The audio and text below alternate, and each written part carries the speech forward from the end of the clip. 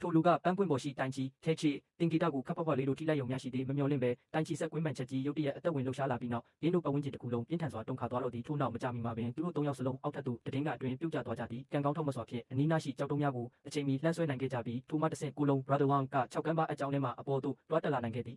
သူတို့လုံးဝမမျှော်လင့်ထားပဲထူးဆန်းဆန်းပြသောကူပြီးမှန်အခန်းတစ်ခုကိုရှာဖွေတွေ့ရှိခဲ့ကြသည်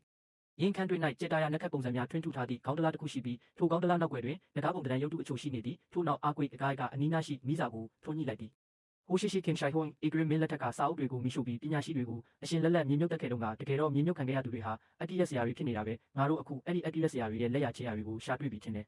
သူတို့၃ယောက်စလုံးခေါင်းတလားအဖုံးကိုတုံးဖွင့်ပြီးအထဲသို့စစ်ဆေးကြည့်လိုက်ကြတော့လေထူးဆန်းဒီမှာခေါင်းတလားထဲတွင်မြည်သည့်အလောင်းမှရှိမနေခြင်းပင်ဘယ်လိုဖြစ်လို့ဗလာဖြစ်နေရတာလဲငါတို့မှားသွားတာလား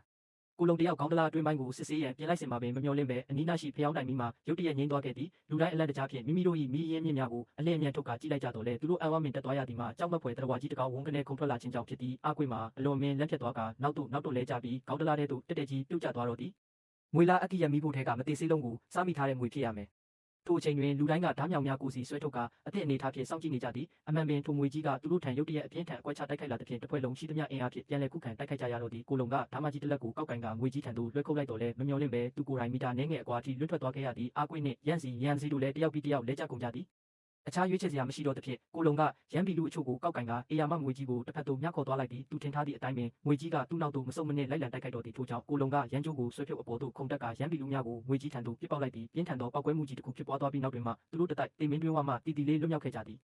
သို့တော်လည်းသူတို့၃ယောက်စလုံးတက်ပြင်းချကစိတ်အေးရုပ်ရှိသည့်အနီးနားရှိမှန်အပြက်စီများဝုန်းကနေကွဲအပွင့်ထွက်သွားပြန်သည်ပောက်ကွဲမှုကငွေကြီးအပေါ်ဘာတက်ရောက်မှုမှမရှိခဲ့သည်မှာထင်ရှားလာသည့်ထိုးတရဝါကြီးကဆက်လက်ချင်းကပ်လာစဉ်ကိုလုံကမတော်တဆခလုတ်တိုက်ပြီးမြေပြင်ပေါ်သို့လဲကျသွားခဲ့သည်သို့တော်အောက်တွင်ဓာတ်တလက်ကိုမမျှော်လင့်ပဲတွေ့ရှိသွားသဖြင့်ရင်းကိုကောက်ကင်ကတရဝါကြီး၏ပါးစပ်ထဲသို့အာကုန်ထိုးဆိုင်ချလိုက်သည်တီးလိုက်တော့မင်းဘလို့မှမလွတ်နိုင်တော့ဘူးထို့နောက်တွင်ရန်စီကကိုလုံကိုကျိုးဖြင့်အလင်းအမြန်ကြီးနောင်ကဆွဲထိန်ပေးထားပြီးအာကွေကအပေါ်သို့ခုန်တက်ကသူ၏ဓာတ်မြောင်ဖြင့်အေယာမငွေကြီး၏မျက်လုံးကိုထိုးဆိုင်လိုက်ရာနောက်ဆုံးတွင်တော့ရှေ့မောက်၌ရင်ဆိုင်နေရသောအသက်အန္တရာယ်အကျက်တဲကိုလုံးဝအောင်မြင်စွာဖြေရှင်းနိုင်ခဲ့ကြတော့သည်ထို့နောက်တွင်သူတို့သည်ခေါင်းတလားအတွင်းရှိလှုပ်ဝက်ချက်များကိုဆက်လက်လေ့လာကြရာမကြာမီမှာပင်ကိုလုံကခေါင်းတလားထဲ၌ထူးဆန်းသောစတူယန်ကွက်စစ်တူရင်ခုံတစ်ခုရှိနေသည်ကိုရှာဖွေတွေ့ရှိခဲ့သည်ဒါကစစ်တူရင်ခုံပဲငါခုနကအထက်မှာစစ်တူရင်ရုပ်တွေကိုမြင်လိုက်ရတယ်